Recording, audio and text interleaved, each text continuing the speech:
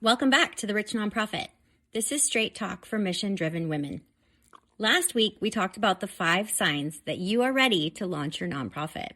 And today, I want to talk about why nonprofits are becoming the legacy vehicle for women who have already built wealth.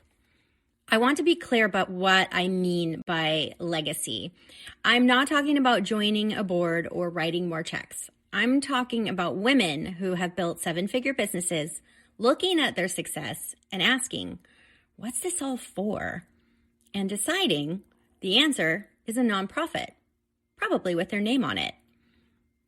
If that sounds audacious, it is.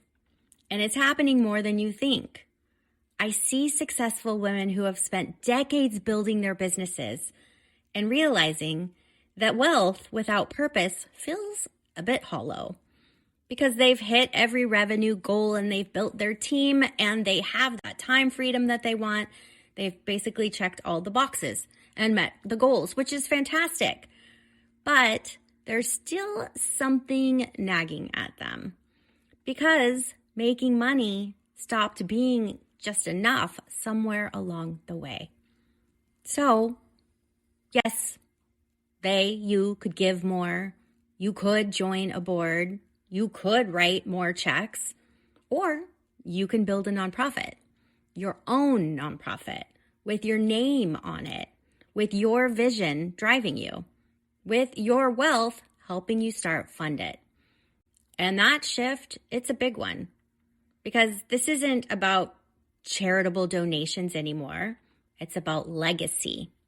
So there you are, you build the business, you're good at it, you scale 6-7 figures beyond. You've got your systems, your operations, all of it. But instead of how do I make more money, it becomes, well, what do I do with this money? And instead of how do I grow bigger, it's what impact am I making? And sure, you're going to have that next launch, but it's more, what do I want to be remembered for? And that giving that you're doing, it kind of stops working for you. Maybe you're writing checks to 3, 5, 7 different organizations. And that's so wonderful that you're helping. 5,000 here, maybe even 10,000 there. And it feels generous and it looks good. But when you think about what's changed because of your giving, you're probably helping fund operations of a nonprofit. And you are creating change in your own small way. But maybe you're helping with overhead and keeping their lights on when you could be solving problems. So when you really sit back and think about it, it's kind of like, what if I stopped spending and spreading my resources across multiple organizations and focused it on solving one problem completely? What if instead of contributing to someone else's vision, I build my own? And what if I took the same discipline that I used to build my business and I applied it to my nonprofit to create lasting change? And so maybe you're sitting here thinking about nonprofits differently, not as something that other people do, but as the next chapter that you're about to build. Here's what makes nonprofits different from other ways of giving. When you write a check or donate online, I should say, because does anyone write checks anymore if you don't have to an existing organization, you're supporting their vision. You're contributing to what they have decided matters. And you might be on the board of this organization. You might have input, but it's not yours. When you start a nonprofit, you are in it. You are not just funding the work. You are building the solution. You are creating the programs that are changing lives. You're testing models. You're proving that your programs help communities. And that's different than just giving. That is direct. That is yours. And for women who have spent their lives building different businesses and things, this matters. You don't want to contribute to someone else's solution. You want to create the solution because you see it. You know what needs to happen. You already have the expertise, and the resources, and the network, like I talked about last week. Why would you fund someone else's vision to do what you could do better? And that may sound arrogant, but it's not. It's just being honest. because you've built businesses. You know how to create sustainable models. You know how to hire the people, manage budgets, build systems. You know how to solve problems. And as I said before, a lot of nonprofits, they don't have that. They're run by people with big hearts, but sometimes limited business experience. And they're trying to figure out sustainability. Well, you've already built it. So why not apply all of those skills that you've acquired along the road of entrepreneurship and building a business to the problem that you care about most? And when you do start your nonprofit, you can do this sustainably, you can scale, you can do it correctly by your team. You don't have to pay poverty wages. You can compensate people fairly because you know that's how you keep good people. You can invest in infrastructure because you know that's how organizations scale. You can build a rich nonprofit, not rich in the sense of hoarding more money, but rich in resources, in structure, in your people, in sustainability, and proving that yes, you can change the world with your impact and create legacy. So maybe you're asking, well, it's kind of like ego to want my name on a nonprofit. Nope. I call it accountability. Same reason we put our names on our businesses. Yes, for the influence and the visibility, but also for the accountability, because if you don't show up, who's going to? With your name attached, you know you show up differently.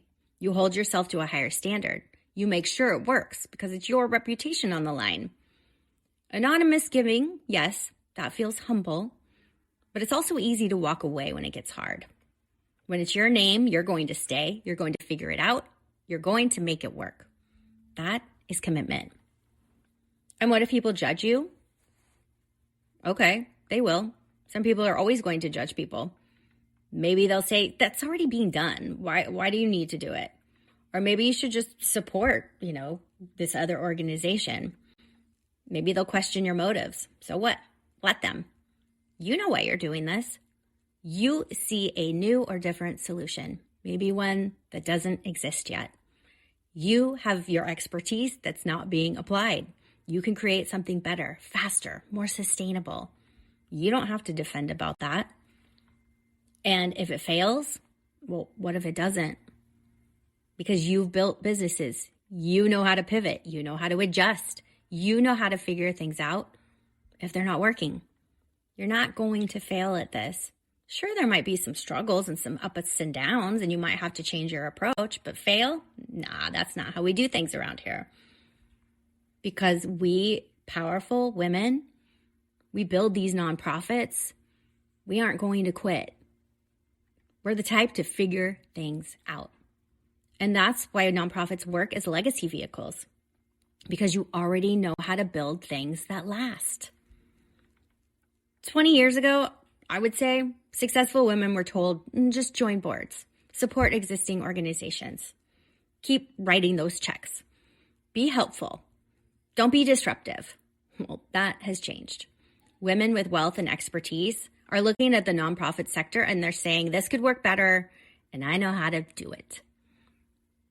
They're not apologizing for wanting to build. They're not pretending that they don't have the skills. They're building nonprofits that look different and they operate differently. They create impact differently.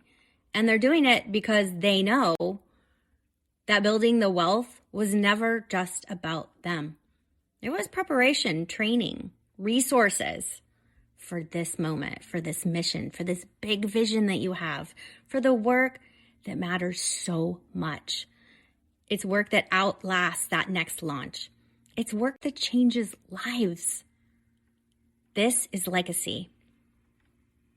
And when you think about your children, your great-grandchildren, that, what you're passing on and what you're showing them, that's legacy also. And it's not about how much you made or what you bought, your big house, the nice car. It's about what you changed in the community, who you helped, what problem you solved. And the best way to do this is through a nonprofit. So, you don't need more money to start. You don't need more time. You don't need to wait until your business is bigger or your kids are older or you've got everything figured out. And I know that I say this over and over, but it is so true. You just have to decide.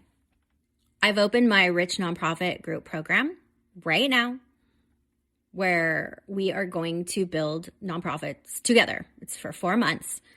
We're going to talk about the foundation of your nonprofit, your first program, your funding strategy, your team, your board, because this putting this structure and this sustainability in place is what's going to create your rich nonprofit.